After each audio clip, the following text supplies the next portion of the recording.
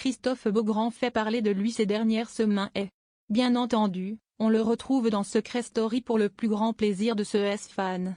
Malheureusement, c'est pour un événement beaucoup plus tragique que le jeune papa s'est retrouvé au centre de l'attention.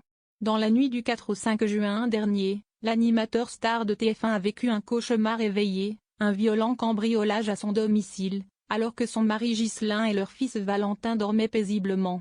Réveillés par des bruits et alertés par leur chien, Christophe a immédiatement mis son enfant à l'abri, pendant que son mari, lui, se retrouvait face aux intrus.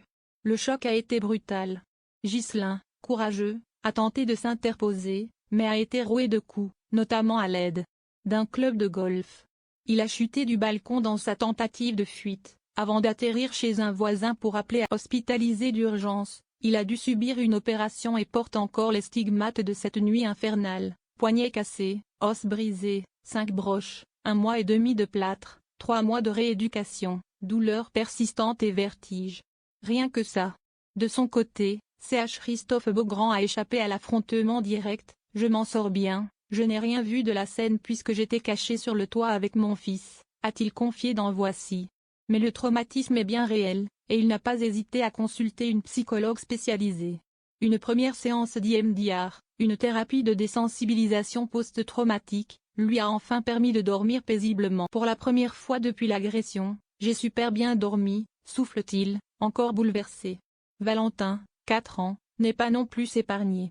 Il nous réclame plus que d'habitude, je le sens un peu inquiet pour nous, déplore le papa de 48 ans. Mais bonne nouvelle, l'enquête avance. 3 jeunes hommes ont été interpellés le 16 juin, 2 mineurs de 17 ans et un majeur, tous originaires de Picardie.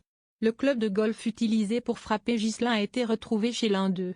Tous 3 ont été. Malgré ce drame, Christophe Beaugrand garde la tête haute et a repris ses activités, que ce soit dans Bonjour, sur TF1 ou pour la nouvelle saison de Secret Story. Et en pleine promo, l'animateur a accepté de se livrer dans les colonnes de Télé Loisirs. Une interview au ton détendu, dans laquelle il évoque sa vie de famille, ses petites manies. Mon fils me dit souvent, pourquoi tu parles tout le temps, papa? Mais aussi et seulement si.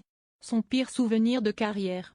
Et là, surprise, il cite Bruce Willis, l'icône du cinéma d'action, comme la personnalité la plus désagréable qu'il ait rencontrée. Sans détour, Christophe Beaugrand lâche, mon pire souvenir d'interview? Avec Bruce Willis, je l'ai questionné plusieurs fois et il était odieux. Une anecdote d'autant plus marquante que Christophe Beaugrand n'est pas du genre à balancer gratuitement. En réalité, ce n'est pas la première fois qu'il parle de cet échange glacial.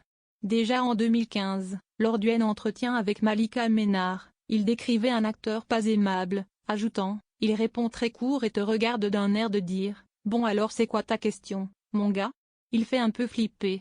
Apparemment, ce n'était pas un simple mauvais jour pour l'acteur de Die Hard. Un contraste saisissant avec l'image publique de Bruce Willis, héros musclé au sourire ravageur, qui enchaînait les succès dans les années 90, Armageddon, Le 5e élément, Pulp Fiction, Sixième sens. Pourtant, son comportement en coulisses a souvent divisé. Et aujourd'hui, sa situation personnelle inspire davantage la compassion. Atteint de démence frontotemporale, l'acteur a mis fin à sa carrière en 2023, après un diagnostic d'aphasie 1 an plus tôt. Son épouse, Emma Hémin, partage régulièrement sur Instagram des messages émouvants. Je suis profondément triste. J'aimerais que les choses soient différentes. Christophe Beaugrand, lui, reste lucide et bienveillant. Il n'a pas remis en question la carrière de l'acteur ni son état actuel, mais n'a pas non plus voulu minimiser son expérience. Odieux, c'est odieux, maladie ou pas. Et en bon passionné de télé, l'animateur ne manque pas d'idées.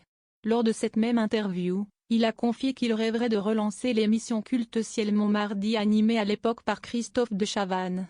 Nul doute que cela doit faire plaisir à ses fans qui le